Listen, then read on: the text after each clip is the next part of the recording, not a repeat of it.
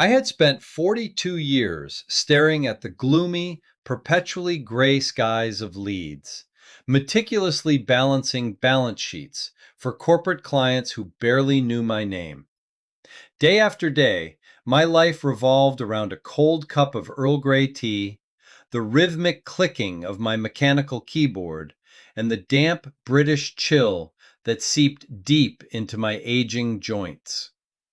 When I finally retired at 67, with a modest pension and a knees-deep ache that predicted rain better than the local weather presenter, I decided to do something completely uncharacteristic.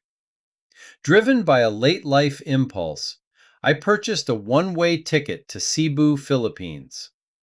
I envisioned a quiet, predictable retirement, sitting under a swaying palm tree on a quiet beach, reading historical novels, and letting the tropical sun thaw my old bones.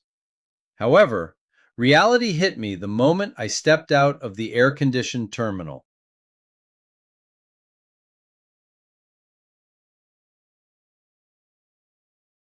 The heat was immediate, thick, and suffocating, wrapping around me like a heavy, soaked blanket. Before I could even locate my hotel reservation, a sudden, violent tropical downpour unleashed itself over the city. Downtown Cullen Street transformed within minutes into a swirling sea of splashing motorbikes, roaring jeepneys, and drenched pedestrians searching for cover. Standing under the frayed canvas awning of a tiny roadside shop, holding a soaked, useless paper map, I realized three terrible things. My checked luggage was nowhere to be found. My mobile phone had died from the humidity, and I didn't speak a single word of the local language. Exhausted, drenched to my skin, and feeling overwhelmingly alone, I leaned against a wooden pillar and closed my eyes, questioning every decision that had led me thousands of miles away from home. Sir! Hey, sir! Don't stand out there in the rain line! Come inside first!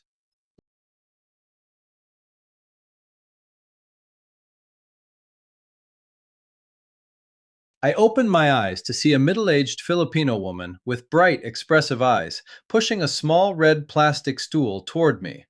Her shop was a sari-sari store, a tiny neighborhood wooden kiosk no larger than a walk-in closet, overflowing with hanging packets of shampoo, instant coffee sachets, canned goods, and colorful local snacks.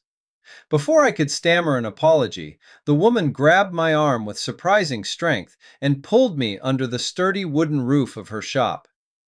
I am Nanay Luz, she announced warmly, wiping down the plastic stool with a clean rag. Sit down, sit down. You look like a drowned chicken, sir. Despite my initial British embarrassment, I sat down. Within 5 minutes, Nanay Luz had wrapped a dry towel around my shoulders, placed a steaming glass mug of sweet instant coffee in my hands, and offered me a plate of freshly fried banana fritters.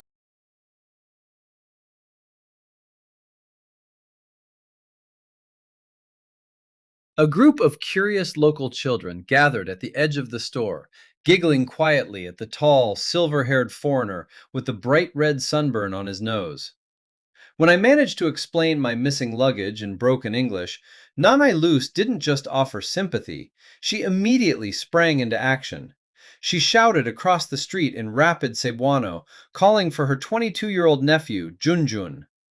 Within moments, a heavily customized tricycle, a roaring motorcycle attached to a passenger sidecar painted in vibrant neon colors, complete with religious slogans and action movie characters, pulled up right in front of the kiosk.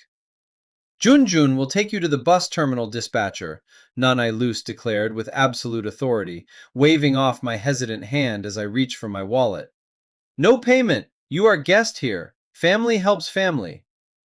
I climbed into the tiny metal sidecar, my long legs folded so tightly my knees practically touched my chin.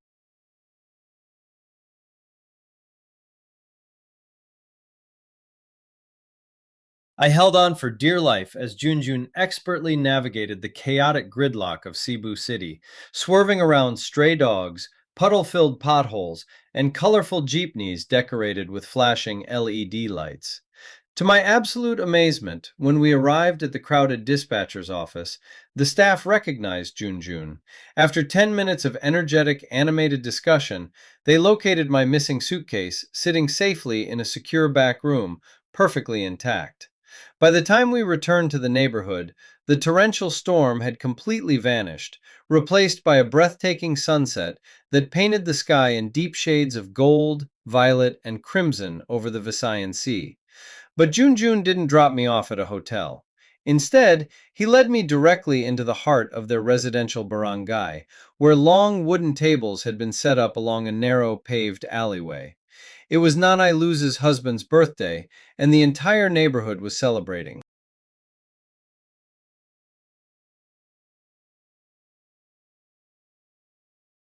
I, who had spent most of my adult life eating silent dinners in front of a television screen, found myself pulled directly into the center of the festivities. I was handed a plate stacked high with savory lechon, crispy roast pork, along with sweet spaghetti, grilled chicken skewers, and mounds of fragrant white rice served on banana leaves. Later that evening, under the soft glow of hanging string lights, the locals dragged out a heavy, loud outdoor karaoke machine. Despite my protestations, Nanay Luz thrust a microphone into my hands. Surrounded by generations of a single extended family, laughing grandmothers, energetic teenagers, and clapping children, I sang a shaky, off-key rendition of classic Beatles songs.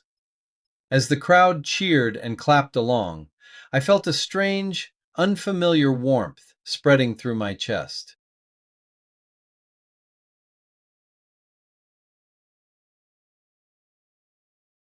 It wasn't just the tropical heat or the cold local beer. It was the overwhelming, unconditional hospitality of strangers who had treated me like an old friend from the moment I arrived.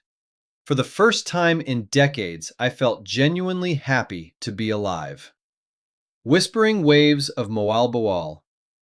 3 months had passed since my chaotic arrival in Cebu, and the rigid accountant from Leeds was barely recognizable. I had traded my heavy leather shoes for simple rubber flip-flops, my dark woolen trousers for breezy linen shirts, and my pale complexion for a deep, healthy tan. Moving away from the crowded urban center of the city, I had rented a modest wooden cottage near the quiet coast of Moalboal, a charming town famous worldwide for its crystal-clear ocean waters and abundant marine life. My days settled into a peaceful, unhurried rhythm. Long morning walks along the coral shore, buying sweet mangoes from the bustling public market, and sitting on the coastal pier during the warm afternoons.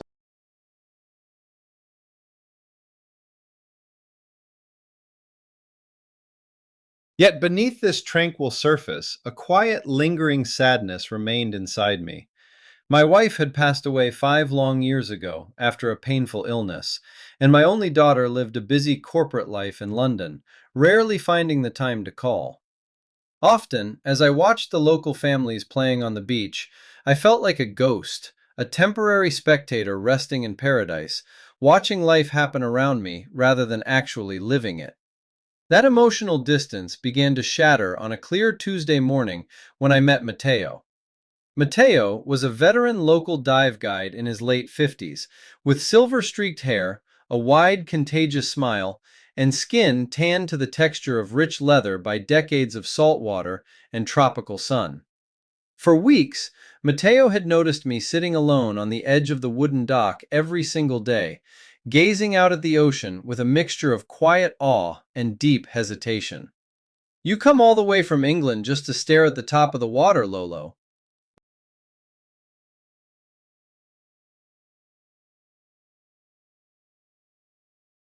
Mateo asked one morning, walking up to me and using the respectful local term for grandfather. "The real magic of the Philippines isn't up here, it's underneath." I offered a dry, self-deprecating smile. "I'm afraid I was never much of a swimmer, Mateo. At my age, I think I'm better suited for solid land." Mateo laughed, a deep, booming sound that seemed to echo over the water. "Age is just a number on a paper, my friend. Water holds your weight. In the sea, nobody is old. Without waiting for a formal agreement, Mateo brought out a pair of rubber fins, a clean diving mask, and a simple snorkel tube. He promised me that he wouldn't leave my side for a single second. Driven by a sudden burst of courage, I agreed. Holding tightly onto the sturdy bamboo outrigger of Mateo's wooden boat, I lowered my face into the warm, turquoise water. What I saw beneath the surface took my breath away completely.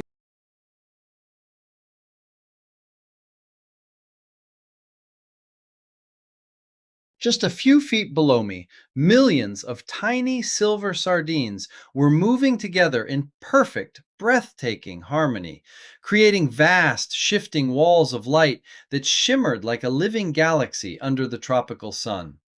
Below the shifting cloud of fish, a colorful, thriving coral garden stretched out across the ocean floor, teeming with neon blue fish, sea anemones, and massive ancient sea turtles gliding gracefully through the deep blue current. It was a silent, magnificent world of absolute beauty that I had only ever seen on television screens. Over the following weeks, Mateo became my mentor and closest companion. Patiently, he taught me how to float effortlessly, how to kick my legs properly, and how to breathe calmly underwater. But our relationship soon grew far beyond aquatic lessons. Sitting on the shore after our morning swims, Mateo shared the triumphs and struggles of his coastal community.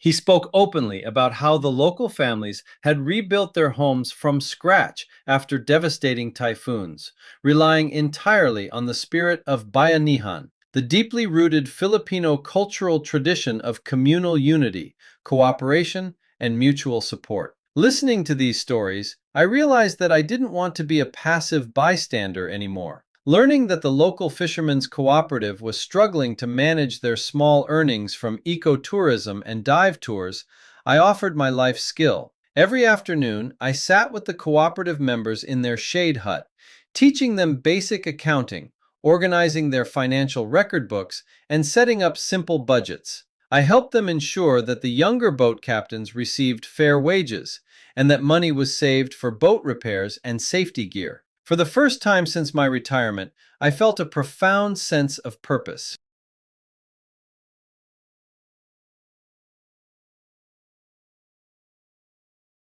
I was no longer just an isolated retiree passing the time in a warm country. I was an active, valued member of a tight-knit community that respected my experience and welcomed my help with open arms. The Festival of Hearts. By late October, the entire town of Moalboal was buzzing with intense excitement as preparations began for the annual coastal fiesta, a massive, vibrant festival celebrating the town's history, culture, and connection to the sea. The festival was not only a cherished tradition, but also the most important economic event of the year, attracting visitors from neighboring islands and bringing crucial income to local vendors, boat operators, and small businesses. However, just 2 days before the grand celebration, tropical weather showed its unpredictable power. A powerful, unseasonal squall swept across the coastline overnight. While the storm was short, its violent waves and fierce wind gusts battered the shore.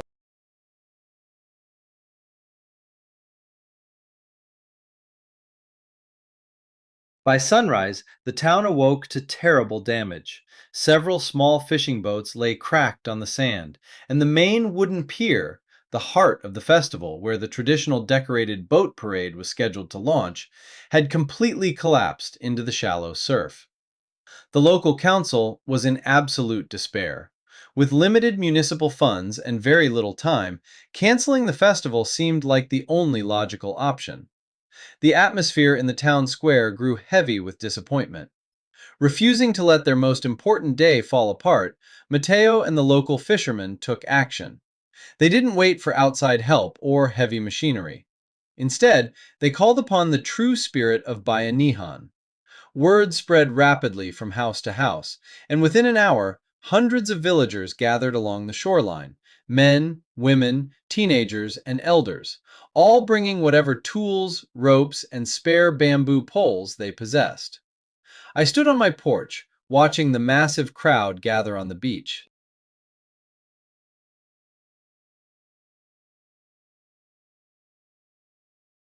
My old aching knees reminded me of my age, and a voice in my head told me that a 67-year-old retired British accountant had no business doing manual construction work in tropical heat.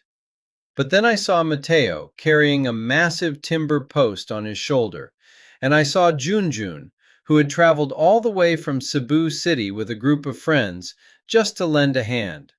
Without another thought, I rolled up my sleeves, put on my work gloves, and walked down to the sand. Lolo Arti, what are you doing? Mateo called out in surprise as I picked up a heavy wooden mallet. This is hard work. I spent 40 years sitting at a desk, Mateo, I replied with a determined grin. It's about time I made myself useful. For 2 grueling days, the beach turned into a scene of incredible collective effort. I worked side by side with the villagers under the blazing sun.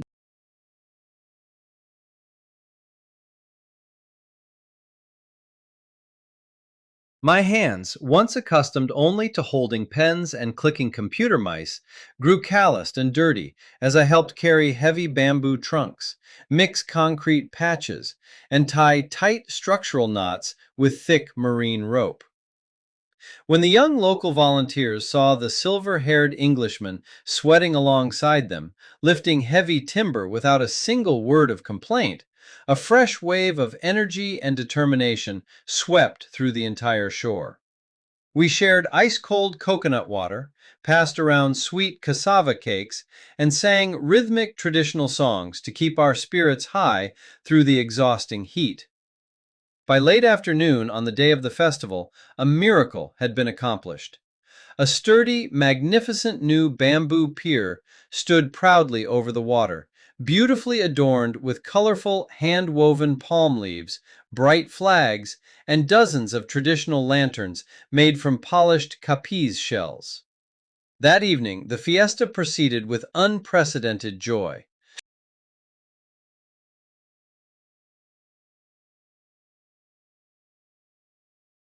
The dark bay transformed into a dazzling sea of light as dozens of brightly decorated outrigger boats, covered in flowers and glowing lanterns, glided across the water while traditional drums echoed across the coastline.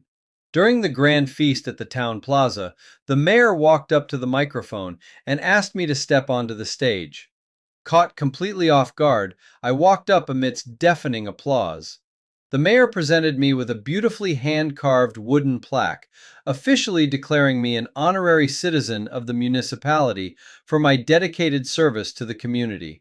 The entire crowd rose to their feet, cheering and chanting, Lolo Arti, Lolo Arti, as brilliant fireworks exploded in the night sky above, illuminating the tropical ocean in dazzling shades of gold, green, and blue.